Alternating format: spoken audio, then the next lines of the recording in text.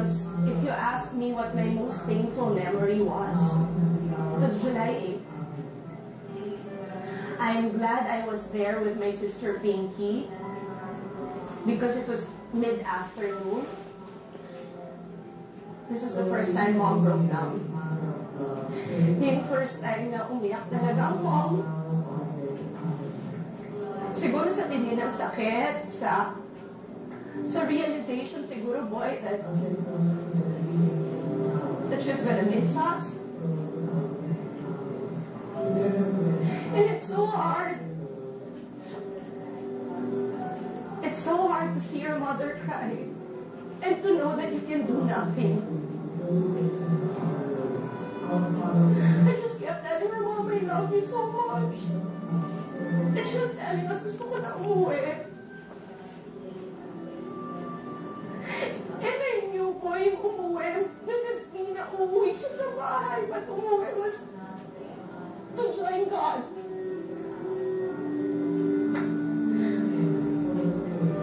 And hindi ako umiyak sa harap niya. I swear, I really did not cry. I cried inside the bathroom. And we called the whole family. They came so that we could all reassure Mom that we were there.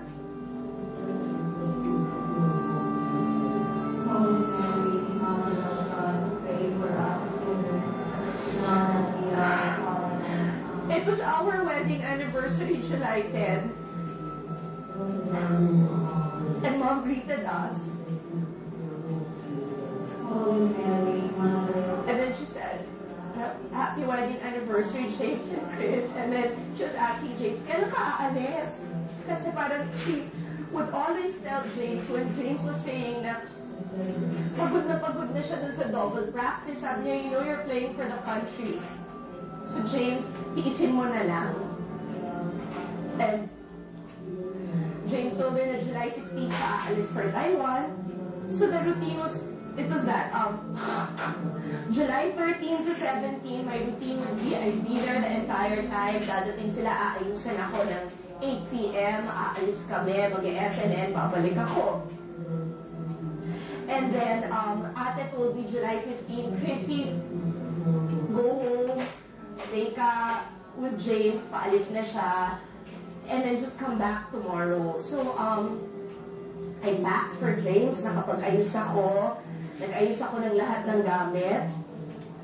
And then, noong July 19th, that's when I said on the bus that I was going to take a leave, that I didn't want to leave Mom's side. Alala ko after bus, dumaan ulit ako sa supermarket, nag-SNR ako ulit, namili ako, then sabi ko, that was my role sa family, mag-alaga. Yung parang I wanted kasi my sisters, all of them, parang being in the hospital was so difficult, but because ilang times na akong nako-confine, I really said, I'll make everybody as comfortable as possible. So I said na, I told all of them, sinabi ko sa mga kapatid ko, hindi ako aalis dito until Mom leaves. And July 20, I didn't leave from that day onwards. My routine, boy, would be, maraming tao kasi during the day and during the night, but from 12 midnight onwards, it was really just us with her nurses. So I'd sit by her bed, I brought a small lamp so I could read, or magla-laptop ako. And I tried to stay awake till 5 in the morning para kung dadaing or may sasabihin. You were awake? I'd be there. And then, napamahiin po tayo mga Pilipino na binahagi sa amin ng maraming kaibigan na bumulong daw. Na kung mahal na mahal mo yung tao at nakikita mong nagsasuffer, have the courage to tell that person that you will be okay and that you're releasing that person. Papunta tayo ng Tuesday, July 21. I was alone. It was about 2 in the morning. With the permission of my sisters, hinahingan ko nagising ang Mom. Nag-rosary muna ako before I talked to her so I'd have the courage. sa mata boy, eye to eye, I was able to tell her, Mom, we love you so much. Nag-usap kaming lahat. We know that you were fighting this cancer because you loved us and you knew we were not ready. But I said, Mom, you know, nagigilty na kami kasi nakikita namin na nahihirapan ka. And I told her na we all talked about it, Mom, and we can promise you, aalagaan namin ang isa't isa. We're gonna take care of each other. But Mom, we're ready. We're ready for you to join Dad. Kasi ayaw na namin nakikita nahihirapan ka. And I said, I'm sorry, Mom, na nahihirapan ka this much. I didn't cry for that whole time. Again, kasi pinromise ko sa mga kapatid ko when I'm talking to Mom, hindi ako iiyak. And why, you know, she told me, Chris, don't worry. Yung parang, sinasabi niya, huwag na lang ako mag-alala. Kasi she didn't want me to go on because she knew from the way my voice was cracking, kung ano yung emotions ko. Kaya sinabi niya, don't worry. And all my life, all our lives, it's been that way with Mom.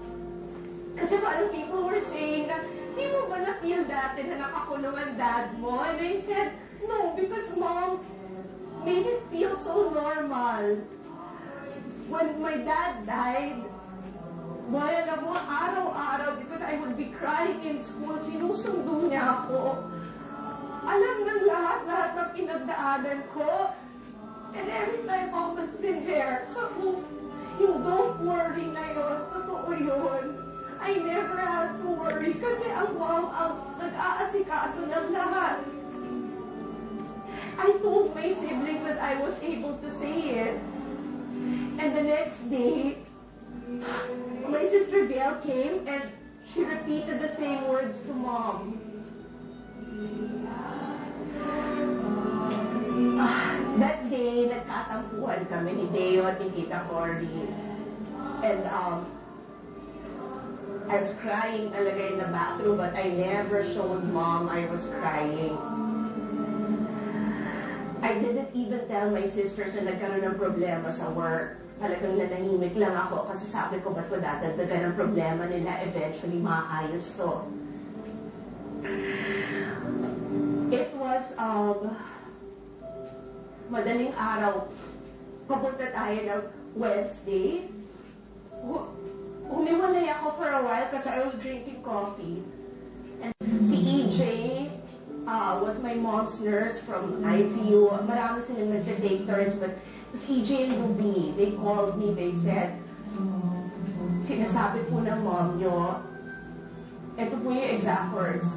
She called the nurses, and she was wide awake up.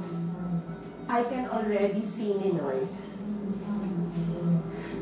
Boy, I rushed in. There was just one small lamp. Madilim yung kwarto. Nakahiga ang Mom. But it was like there was a spotlight on Mom because she kept looking up. And I asked her, Mom, you can see that? And she said, yes.